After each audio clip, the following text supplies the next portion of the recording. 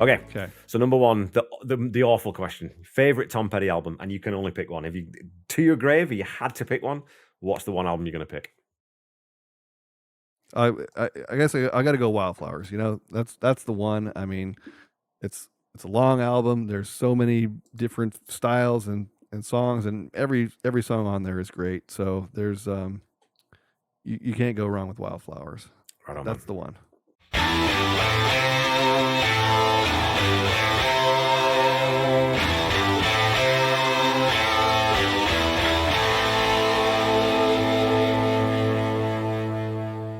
Southern accent.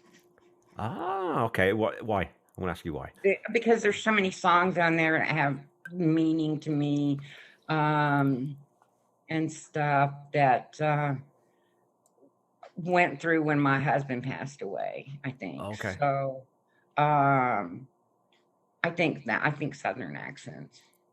Awesome. Yeah. I mean, again, I've talked about this before, but I think it was about 18 months or so ago. I do long distance running, and I was at about the 9th kilometer, so about 5 miles into a sort of 6.5 mile run, and I had my Tom Petty playlist playing just on random, and Southern Accents, the song came on, and it, sometimes when it takes your breath away. There's Yeah. that sort of that rise of emotion, and I had to walk for a little while just to get my breath back because it just caught me off guard, and I wasn't ready for it because it's so beautiful and it's so. It is so emotional that it. I think that the best, I guess because the part that gets to me is, I mean, if you, and it is true, you wish the best for people, but for someone you truly love, to wish the best, even if it doesn't include you, that takes some doing, and things. So, I would say Southern accents. I could listen to that one forever.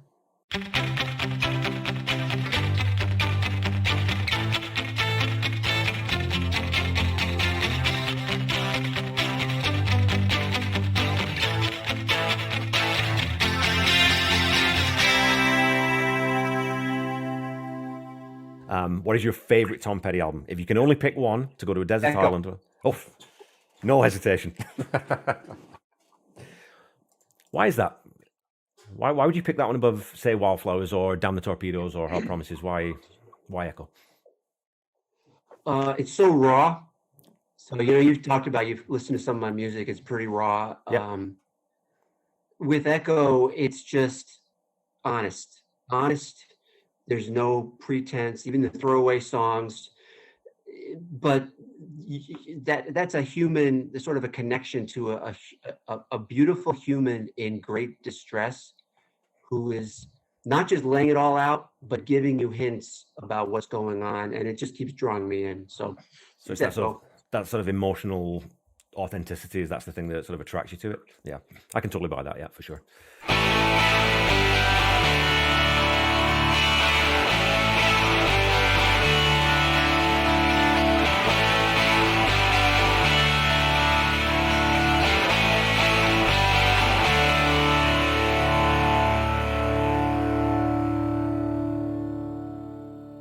Of course, they're all special, and I know a lot of people say that.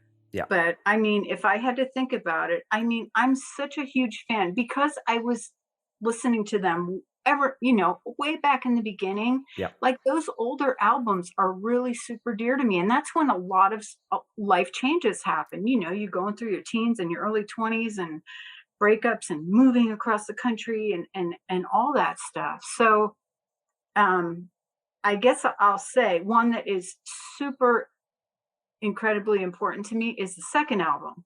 Okay. And it's really important to me. Yeah. And that one stands out a lot because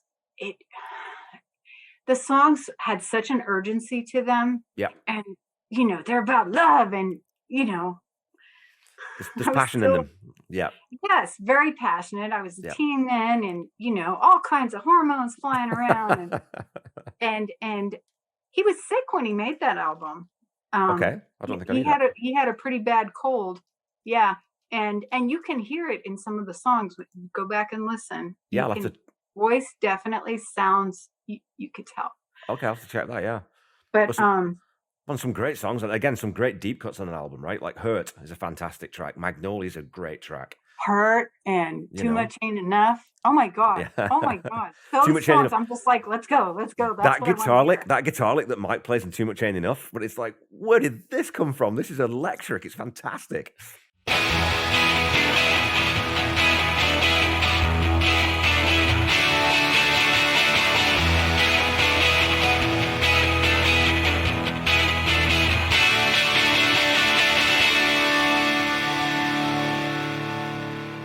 I'm going to say Traveling Wilburys Volume 3. Oh, okay. And Volume 2. Or 3, Well, sorry. 3, right? 3. So, yeah, but wow, okay. Interesting.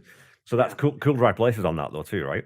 Yeah. Cool Dry Places on I that. feel like because Roy wasn't there and because Bob had to leave early, he basically did all his parts and then left because he was on tour.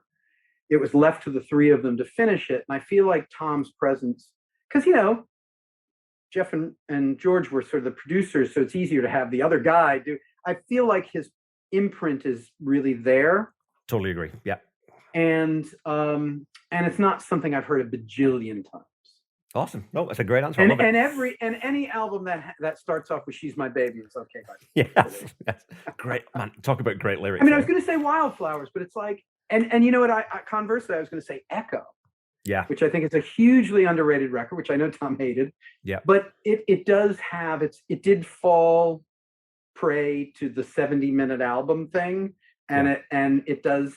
It would have been better as like 50 minutes. And so I'm going to go with I'm going to go with it's so good. It's so good. Yeah. So good.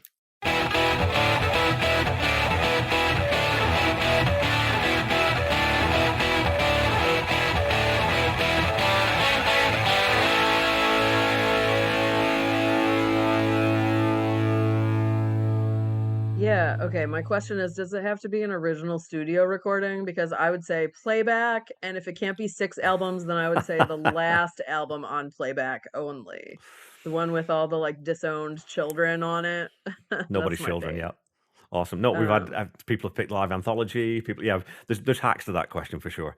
So playbacks are great because you've got sort of, I love the titles of those discs, the big jangle, Nobody's Children, all those things. They're very clever and very pithy. So.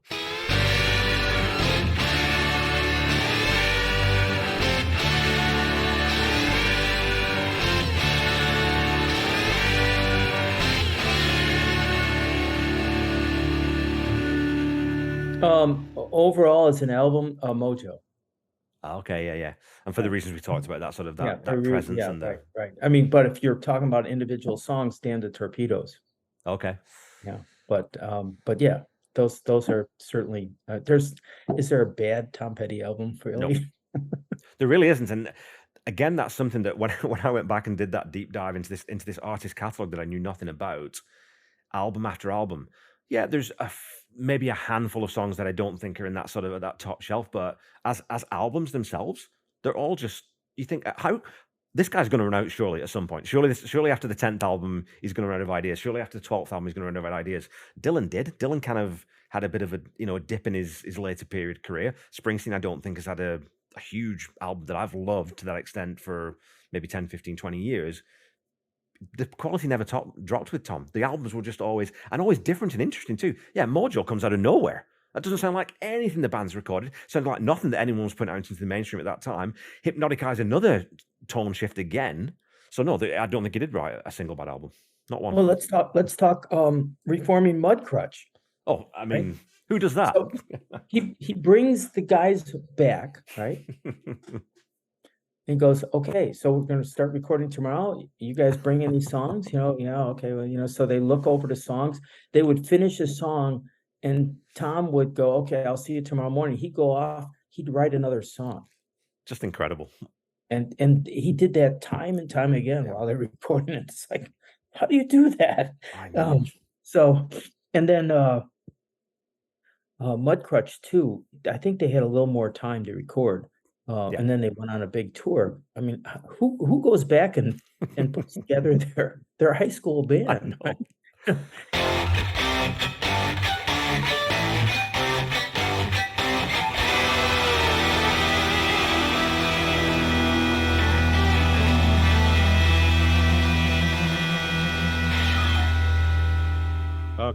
I know that I imagine the majority of people on your show, when they're asked this question, they all pick Wallflowers because that's a great one to pick, right?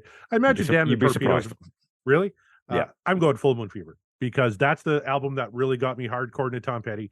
It has my favorite Tom Petty song of all time on it. Top to bottom, I think it's a perfect album. Chris Jericho on his show said a perfect album is like A to A minus.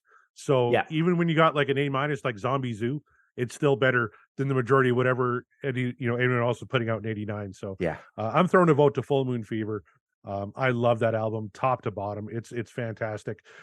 You get so many great, even the deeper cuts off that album are some of my all-time favorite deeper, like the Apartment song. I love the Apartment song, like stuff like Facing that. the Crowd. Again, I always forget about Facing the Crowd, and then when it comes on, I'm like, this again, greatest hits. This would be anyone else's. This would have been a release. It would have been a single, and it would have been on greatest hits because it's that strong. But sorry, with picking favorite albums, it's really different. Like people don't all go for this because I kind of thought the same thing too. There's a few of these questions I thought, well, I'm pretty sure I know what everyone's going to say. I don't know what everyone's going to say. Not everyone does pick Wallflowers. We had someone, I think Jake Thistle picked the live anthology. He found a hack around my question because he's like, yeah, that's 6 records. So I think I'll take that one. Damn it! Oh, see, cheated. I should have picked greatest hits then, right? Because it has all the greatest.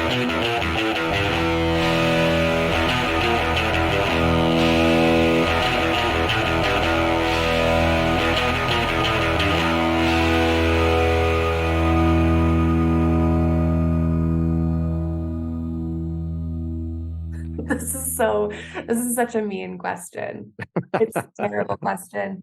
I gotta go. Podcast over. No, I mean, if I have to, I'm gonna cheat. That's how I'm gonna get around this. I'll say Damn the Torpedoes because undeniable, can't live without it. But I will also say, I don't think I can live without most of Full Moon Fever. Okay.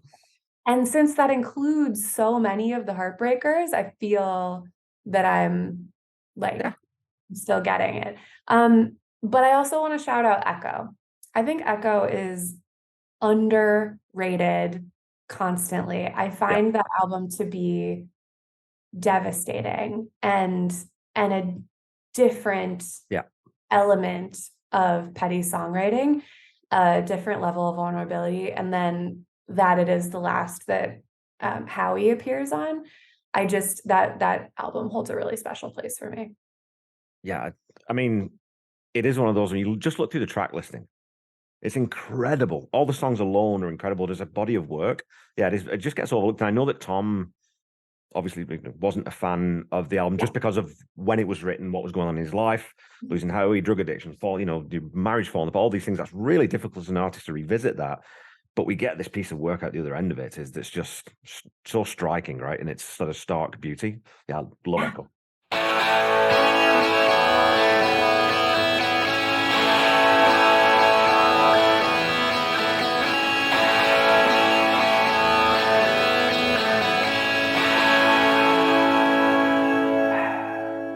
Yeah, man, this is a terrible question.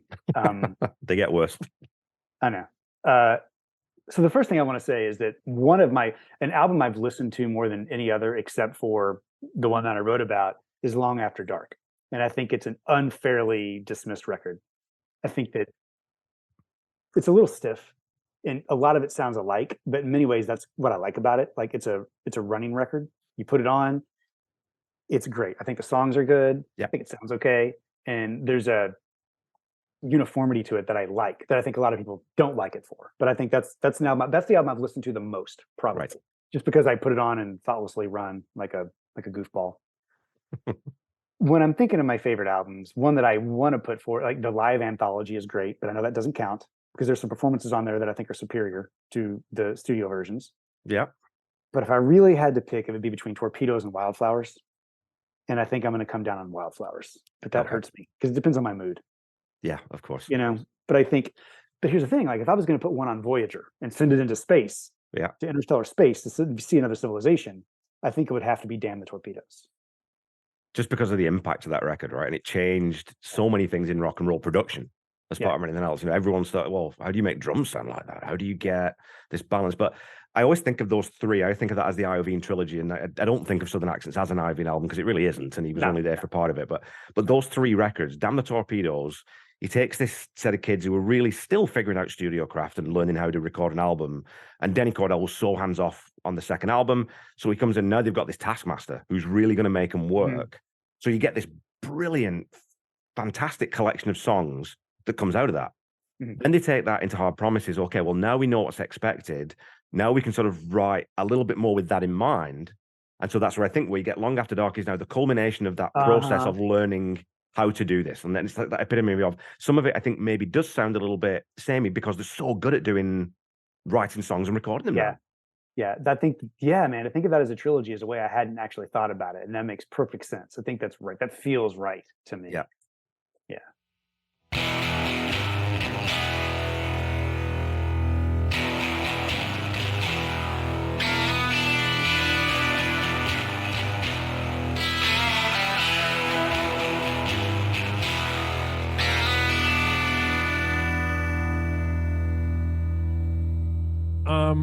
I think it's the first one. Okay. I think it's the first one because I do like how much it feels a little defining. I mean, I like it for the like sort of fake reasons or like non-musical reasons. Like I like the cover and how much the logo is there. I do love the Tom Petty Heartbreakers logo with the heart and the flying V guitar. I like that logo, and I feel like the first record and the leather jacket. The first record to me, there's still a little bit like the vulnerability's there, but he's also trying to be tough, you know, and the expression on his face on the cover, he's like a little bit at war with the vulnerability as vulnerable as he is. And I like that tension, and I like that it ends with American Girl. I think that track closing 10 with that is like that's like an album statement. The fact that it ends there and that the whole album is sort of like a trip to get there, and then when you get there and then there's no more information after that. I think that's a cool move. So I for the sake of having an answer, I'm going to say the first album. Awesome, man. I think you are maybe one of the persons picked the first album, but it's not common. Wow. Okay.